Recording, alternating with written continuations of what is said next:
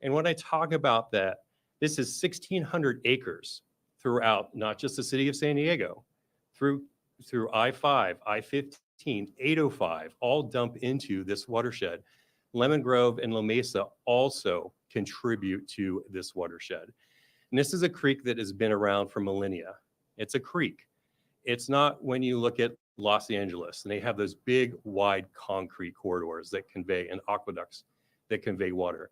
This is a creek. And so when people think about this system, and when you look at one location, you have to really look at the bird's eye view of this entire area. I cannot stress how important that is. And that is the way you get to solutions in this area. So parts of it are hardened, as you've seen, but that's not really going to help the problem. What we have to look at, and what we have been looking at, is a holistic approach to this entire watershed. It doesn't just start at the end, it starts high up into the watershed. As I mentioned, you've seen the devastation in La Mesa and Lemon Grove, and the I-5, I-15 connector, you saw that back up? That all drains into Choyas Creek. So you can see every drainage system in this area was overwhelmed. I think it's also worth looking at the floodplain maps that we have on the table. Choyas Creek typically can convey about a 10-year storm. And even the floodplain maps are outside of Choyas Creek. I think that's really important for everyone to understand. And I like to think of it, those big orange Home Depot buckets, those are 5-gallon buckets. Maybe you have 2 of those buckets, that's 10 gallons. Well, what do you think happens to a 10-gallon bucket when you put 1,000 gallons into it? It is overwhelmed. And so what we're talking about, this was a 1,000-year storm, at least. I was talking to our engineer today. He said the calculations, he actually ran out because it's even most likely higher than a 1,000 storm event. What that means, that's a 0.01% chance, 0.01 at any year of that occurring. Extremely, extremely low probability. Even a storm drain system that were designed to the golden standard today, that's a 100-year storm, would have failed under this situation. Now, I know that doesn't work for cleaning people's homes.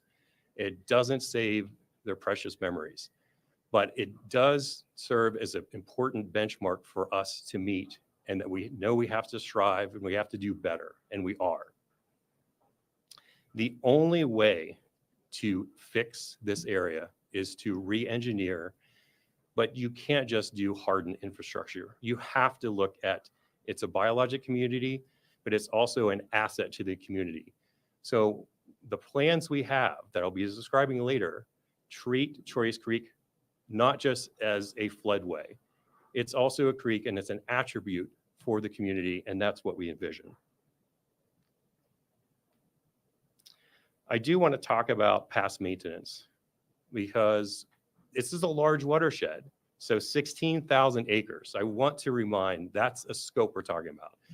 We have done so much maintenance in this area. I can understand why maybe you don't see it in your own backyard, but we have been working throughout the entire 16,000 acres to make improvements.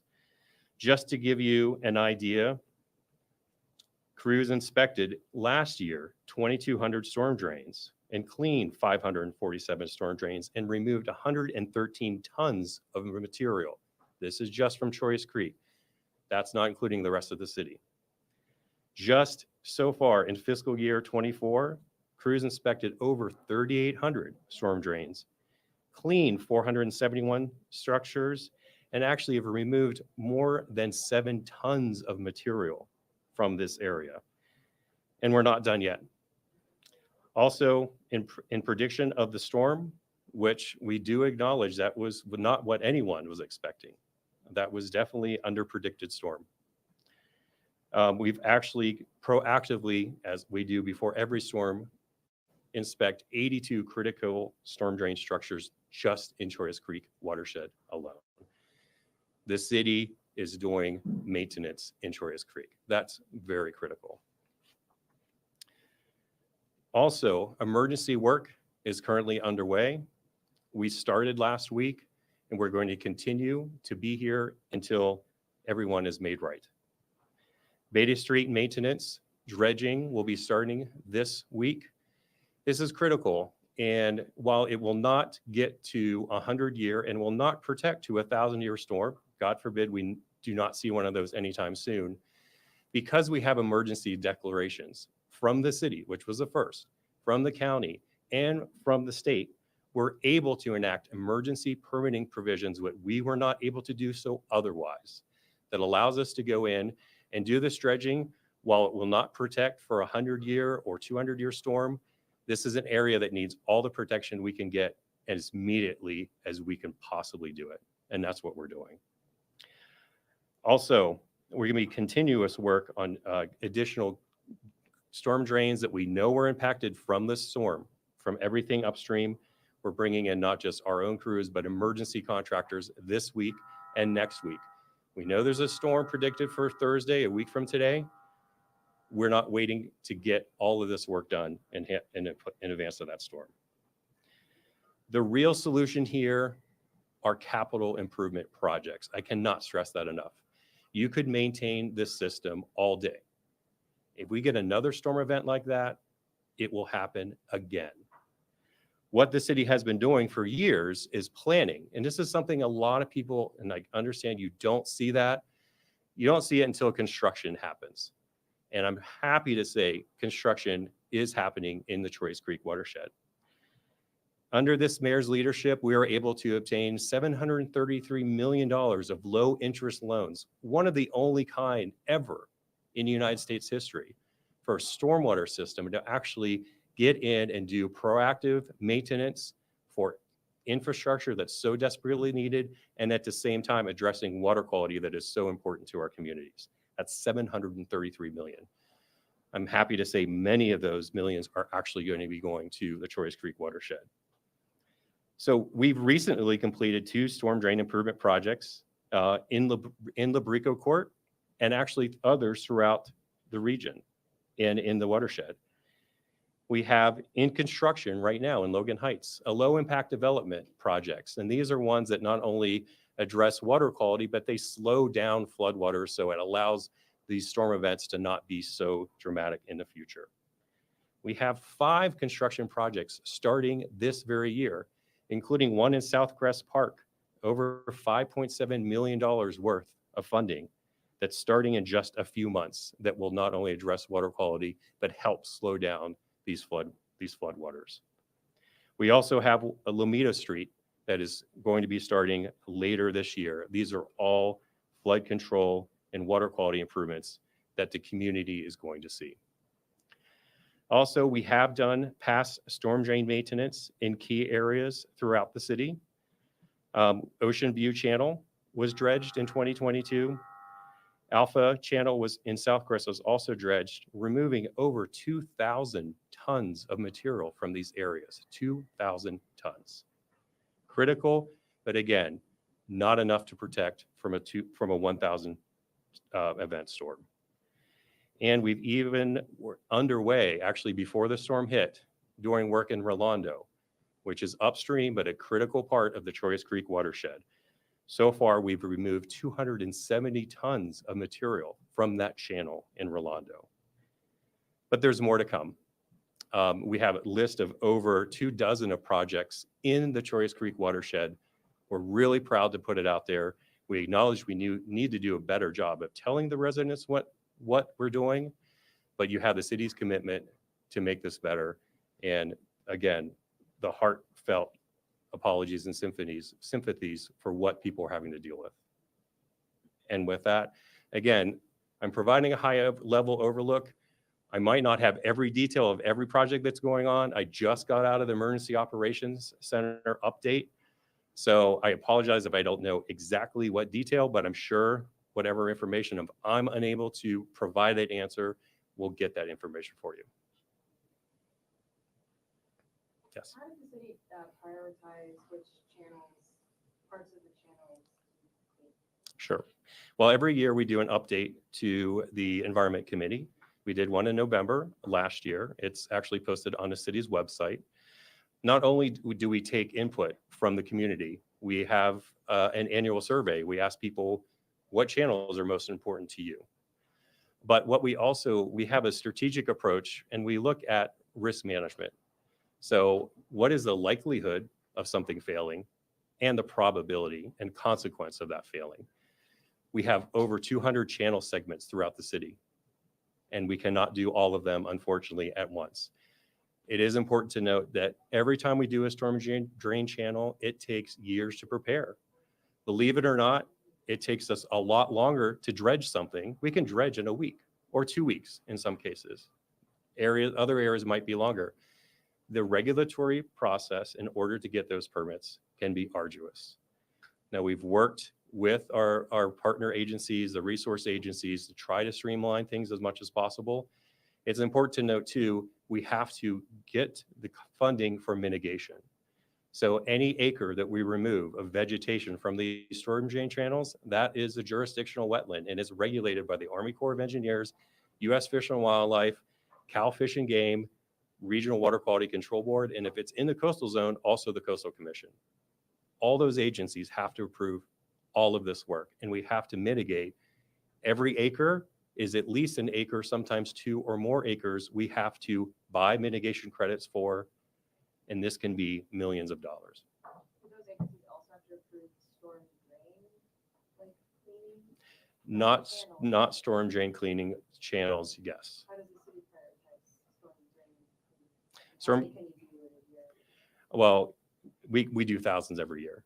So, and we have thousands throughout the city, but again, we prioritize it based on risk. We know where our critical drains are, those ones that clog more frequently than others. So we do at least one inspection and one cleaning per year. That's the baseline, but we know there are these critical drains. There are actually dozens of them in Choris Creek that get a heightened level up to 4 or as many times a year that we need to maintain them. Now, sometimes somebody might see, oh, during this storm, this storm drain was clogged. Let me be clear, that bucket analogy, you have that bucket and you have all these drains that are going into that bucket, or hoses coming from La Mesa, Lemon Grove, Caltrans, I-15, all going in the same bucket. So that bucket's full. Once that bucket's full, no drain is going to function if it's clear or not. So a lot of people say, well, that drain was clogged. Well, it could have been from the storm, but it's important to note that regardless, this storm overwhelmed any engineered system that would be designed today. I'm just jumping off that a little bit. Sure. We had heard that 2 of the pump stations were out, and you guys were working to repair them. Mhm. Then also we had heard that all 6 pump stations were overwhelmed. I was hoping you could just talk a little bit about, are those 2 that were out back on, and what do you mean when you say overwhelmed? And Chris, it might be helpful to repeat the question for them. Sure. The question were the pump stations that went down during the storm. Number one, they didn't affect Choris Creek. All the pump stations we have in the city are in the coastal areas. They were built decades ago to address coastal development at the time. And you can imagine storm drains are typically a gravity-fed system, but you get so low, particularly along the coast, you have to pump them. So we have 15 throughout the city. There were 2 that were down. They're actually back up and running by the end of today. But they did lead into some problems in the Midway area and of course along the ocean area. And I think that's important to note too. We're managing a system that was designed 50 years ago for a climate that was much different 50 years ago. What used to be a 1,000-year storm, a 0.01% chance of happening every year, that's going to be much more frequent. So that's what the city has really looked at, is re-engineering these, knowing that climate change, all bets are off. And we have to expect this type of storm intensity on a regular basis, and we have to prepare for it. We have to prepare our residents for it. We owe that to them. But I think that's very clear too. What was the way of doing things is not, in the past, is not the way it's going to get us forward. Yes. The Ocean View channel, is that the same as like the 42nd Street Ocean View? It's Ocean View and by San Miguel Avenue. They're part of the, we can, Channel, I think, was behind 42nd Street. Is that what we're talking about? Yeah. The same one then? Yeah. So you mentioned that some of that was clean in 2022. Do you know how much? Because I know the residents said they do remember Mm. a crew coming by, but just cleaned a small portion. And I mean, is that kind of the way it works? It's just a small section of the whole channel that is driving or? So we involved, that was 2,000 tons, to give you an idea.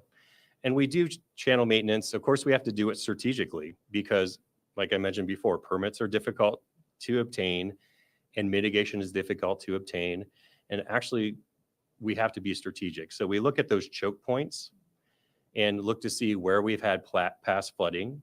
That all does go into our metrics to determine what's the priority. We do annual inspections of channels every year, at least annually, and we know those shift a lot of times. But that's what sets us up for the next channel maintenance priorities of the following year. But when we go in to do a channel, we have to be very cognizant. We can't do channel clearing often during bird breeding season, and that is during the dry season. That's challenging. So already we're restricted to about half of the year to do this work. And because of environmental regulations, that's often during the wettest part of the year. So you can imagine we have to start, ideally we want to get it done before it starts raining, but that's a real challenge. And so for the residents who live kind of in that Mountain View area, we're hoping to see some work happening within the next week before the next storm. Will there be any work being done in that particular channel? Well, what I can tell you, we're starting at Beta Street and we're going to be working back up into the channel with in-house crews. And we're also bringing on other outside crews to help those other areas. And we'll be able to provide where strategically those locations will be shortly. So we don't know when this will start. Will it It's start It's starting this week. this week? Yes. Yes. So you mentioned the city's identified a certain number of vulnerable storm drains. A lot of people I talked to were very much concerned in southeast San Diego as to when those would be addressed. So do you think that each of those kind of problem areas the city has looked at, will those be addressed before next week's storm? Yes, we've already started the reinspection. Crews were on site even before the storm, and bringing in not only other departments, but other private contractors to help us before Thursday. Just some numbers questions. Sure. Yesterday, 13 Packer trucks had headed out to help clear some of the debris. Did more go out? How much debris have they cleared so far? And then 400 homes were damaged, or there was one of the survey. Have those numbers increased? Do we have the latest number? I mean, So we're specifically talking about stormwater and infrastructure. We'll get you guys updates on all that too, if you need, because that's kind of a separate but related Yeah. conversation. But this is kind of the intent here is to help you all understand the complexity of the stormwater system and a lot of the questions that residents have, obviously. Oh, well, Where are you from? from the UT. UT. Yeah. You said 2,000 tons had been cleared. What is that relative to the amount of tonnage that you guys have assessed that you do need to clean up? I mean, 2,000 tons is a large number, but what is it relative to how much work still needs to be done? And you're talking, so when you said 2,000 tons, that was last year, Yeah. cleaning that storm, that channel? Yeah. Is that 2022? 2022. Okay, I just wanna make sure I know. Yeah. Yeah. And that's preventative. Yeah, that's Yeah. preventative. So how much to remove? I don't have, because the storm changes, all those cubic yards come in from La Mesa, Lemon Grove, I-5, I-15 that we have to accept from those upstream contributors. So I don't have a number for you, but what I want to really focus on, the capital improvement projects. And that's something we're going to be pushing out more and more, a map of showing, hey, here's what we've already done to fix this pipe, to upsize this pipe, to put in green infrastructure. And here's what's next. Here are the 5 projects that are rolling down. That's what's going to make the difference. Removing a ton or 2 of material in a watershed of this size is not going to make a significant difference. What we have to do and what we are doing is focusing on the engineering solution once and for all. I know you don't have a crystal ball, nobody knows what the next storm's gonna be like, Mhm. it's gonna be worse, it's gonna be less intense, but, for the people who live in those neighborhoods who are worried that this storm is just gonna end up with the same results that the last storm was, what would you tell them? What I tell them is that we have Emergency Operations Center is active. we have an incident command localized just to this area. This is police, fire, lifeguards, everyone. So we're ready, and we'll be, if for instance, we need to alert the neighbors, hey, this is going to be a problem.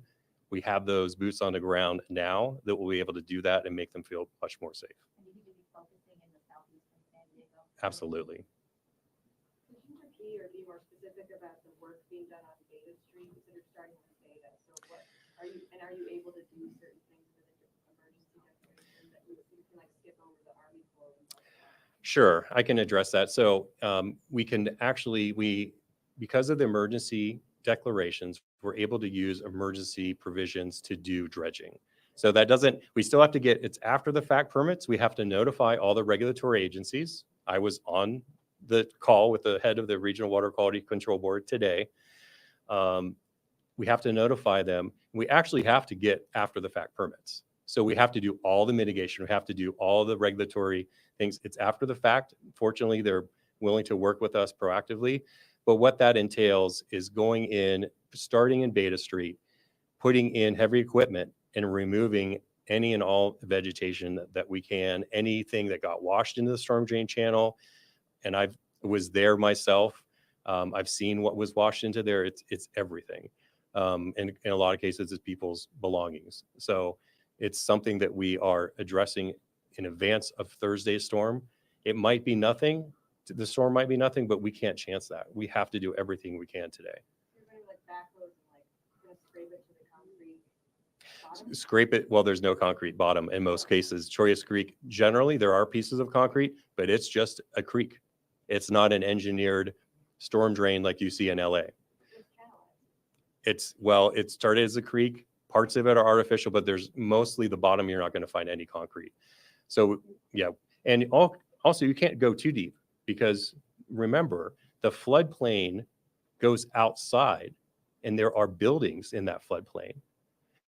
And that's important to recognize. And in some cases, the solution will have to be acquisition of property because the development back in the day, you couldn't actually do the type of development today that's there now. So when you actually have to, some of these capital improvement projects, when you see the footprint of them, it's going, of course, past the channel.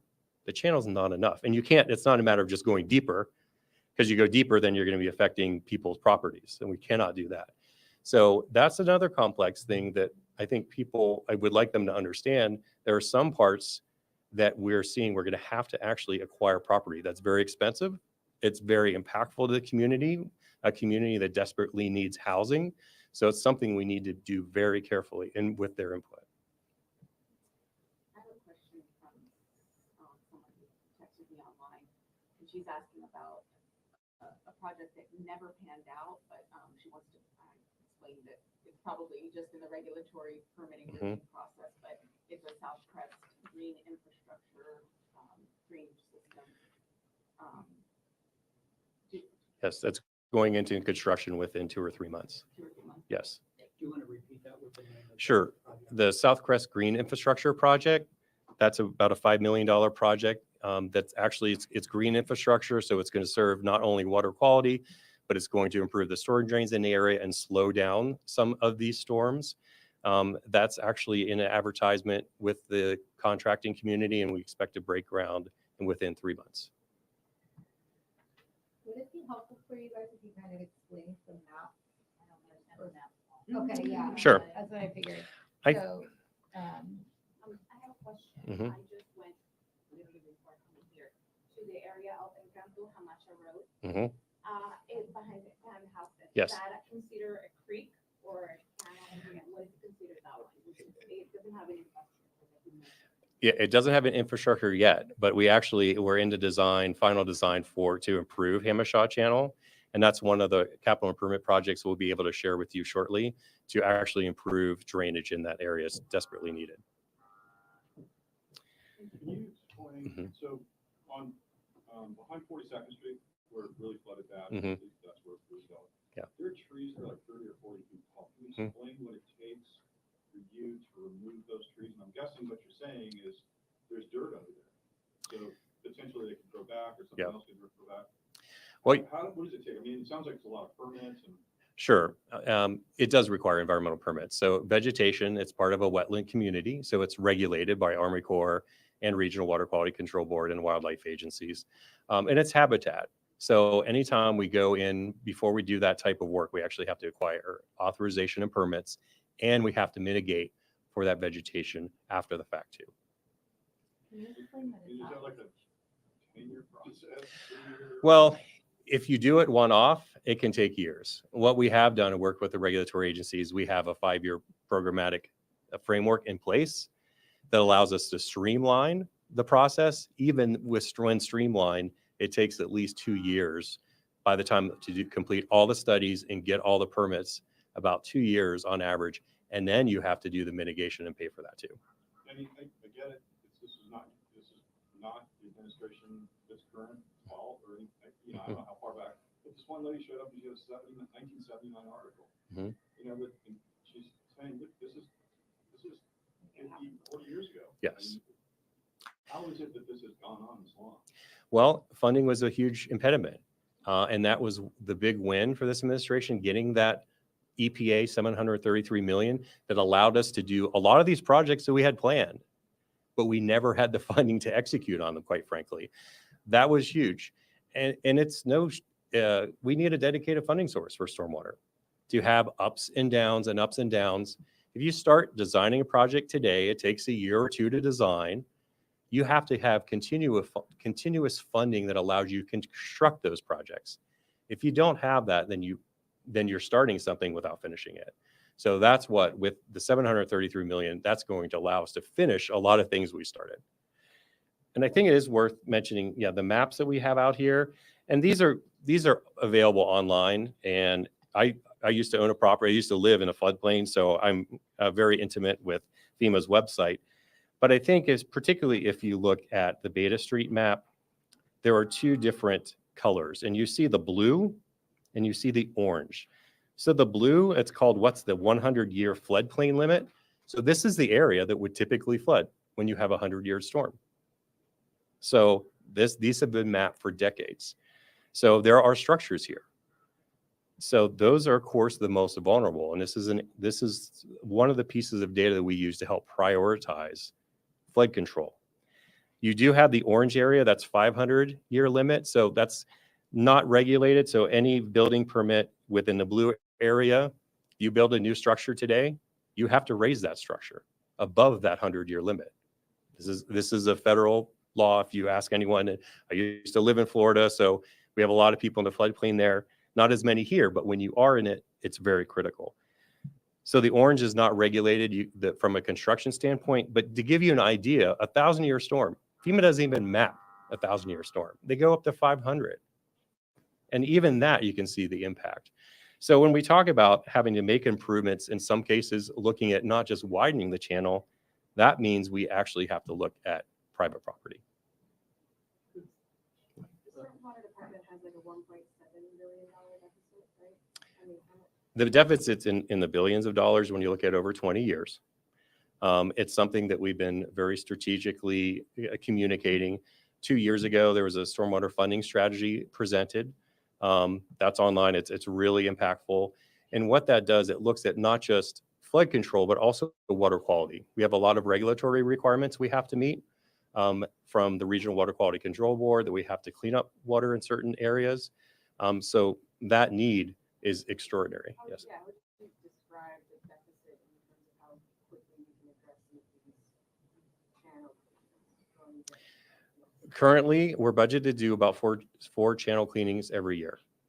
And you have how much channel in the city? We have about 200 channel segments throughout the year, throughout the city. How much mileage is that roughly? Do you have any idea? It varies. When we say a channel segment, some can be very long, but I think hazard a guess, probably 1,000 linear feet on average for a segment. Hazard a guess. So about less than a mile every year. Yeah. Wow. Not all of them need it every year. That's the good news. But some, of course, do need it more frequently than others. The latest deficit number, if it's not 1.7, that was 2021. What is it? I don't have that off the top of my head. I'm sure it's something we could provide it to you. Chris, I have have a question from Greg Brand of IU Source, asking about the CIP Beta Street and 37th Alley, Green Alley. Yes. Was it ever done? And if not, why not? It isn't done yet, but I'm happy to report that we have funding for the actual design. And we're really hoping, we have applied for $24 million for FEMA to fund this critical project. This is a Beta Street project that we've had envisioned for years. We have enough money thanks to the WIFIA funding I mentioned before, the $733 million. Part of that's going there. We're really counting on FEMA to step up and fund the $24 million. However, we know the full cost of that project, just to give you an idea, this is just one segment out of Choice Creek, over $50 million just for one segment. Can you name that project again? That's the Beta Street project. And what would that work into? That work, it's upgrading and upsizing a lot of the storm drains that dump into that area, but you have to widen that whole area. If you've been there, and I was there just on Monday, you can see where it's restricted in some areas. And just maintaining it isn't enough. You actually, and you can't just start dredging, you can't start going in and cutting down slopes, because parcels are so close to the flood control channel here. I'd say it's probably one of the most challenging places to design anything, just because of the proximity of private property. When you go to design something today, if you're a land developer, you're going to have these wide swaths of stormwater channels. You go to Orange County, you see this all the time. I'm envious of them. They actually have very wide swaths, and then the houses are set back. It allows them to go in and allows that breathing room in that 100-year floodplain. What we have to do is try to get that as much as possible in an urbanized environment. It's extremely challenging, but we're committed to doing it. Going back to Monday, how soon were residents notified that the city was responding? I know there's a press release that went out about just before 5 p.m. Well, city staff were on that day, of course. We're working with communications department as that day. As you know, the city declared a state of emergency that day. And then there's a press conference held the very next day. I don't know if I mean, just how soon they were given any sort of messaging that the city was responding for a dire situation. Do you mean in terms of rescue? Yeah, like rescue. Safety, like Yes. with fire department Yes. personnel out there? I mean, they were on scene, rescued hundreds of people in the area. That was- Well, yeah, and I was just, you answered my question on my Okay. about the press conference following. Okay. Maybe gentlemen first, or? So you said that most of the projects that we start building in 2 or 3 months, the National Oceanic and Atmospheric Administration said that right now we're in kind of the peak of the Nino. Mhm. That gives us enough time for this not to happen. And also, they also prognosticated this one has more water rivers than the 1970s one. It's more severe. Yes. Does that give us enough time for this not to happen in those 3 or 4 months? Well, again, Summarize it. well, yeah, the question was, with the El Nino prediction, do we have enough time to do everything? The answer is, if we get another 1,000-year flood event, it's going to happen again. There's the only way to do anything differently is actually to widen the channel. That said, we are with the emergency provisions and the contracting and the contractors we have on site. That's going to help. Will it protect us from a 1,000-year storm? No, it will not. Put in the name of a 1,000-year storm, it's just, it can happen. 1,000-year storm in. Usually it's a 1950 was the sign of a 1,000. it's a 0.01% chance of happening every year. So generally, you would never, in a lifetime, it's something you would not expect to observe.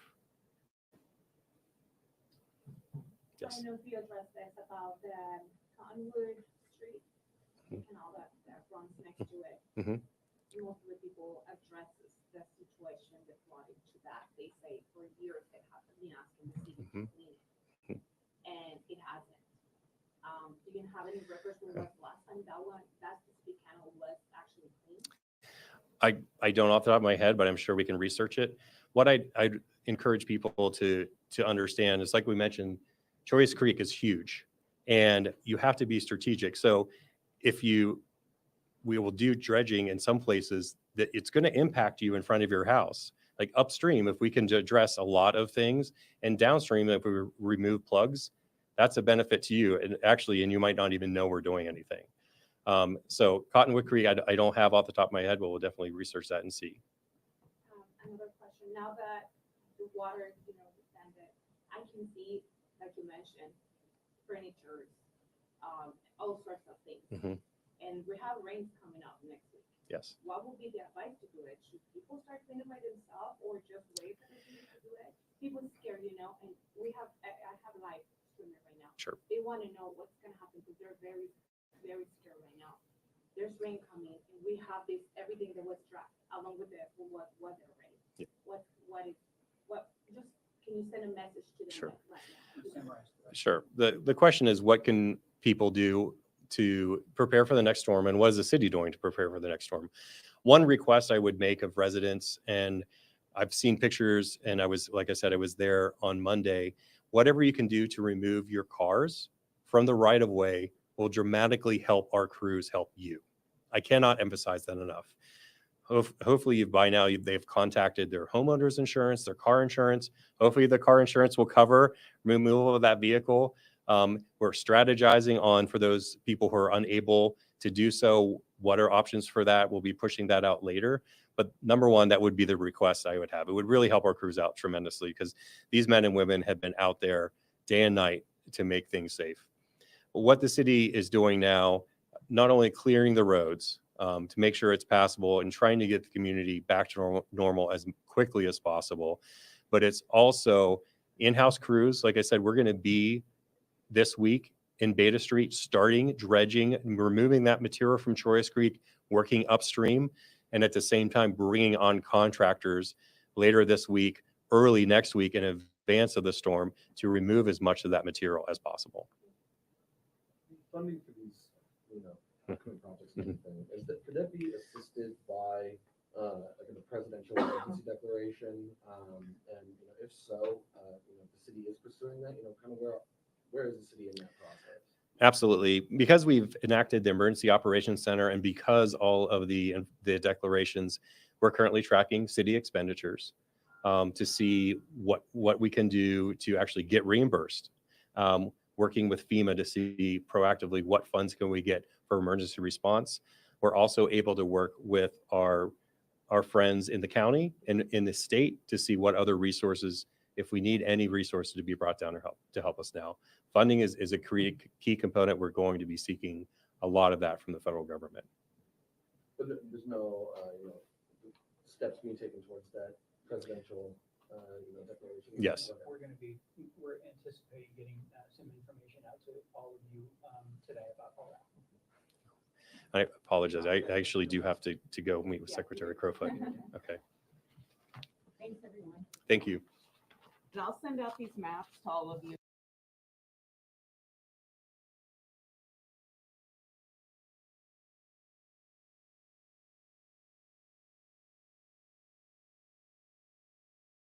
Good evening, I'm Seth Meyers. This is Late Night. We hope you're doing well. And now, if you don't mind, we're going to get to the news. The New Hampshire primary was today. We tape early, so we don't know what happened.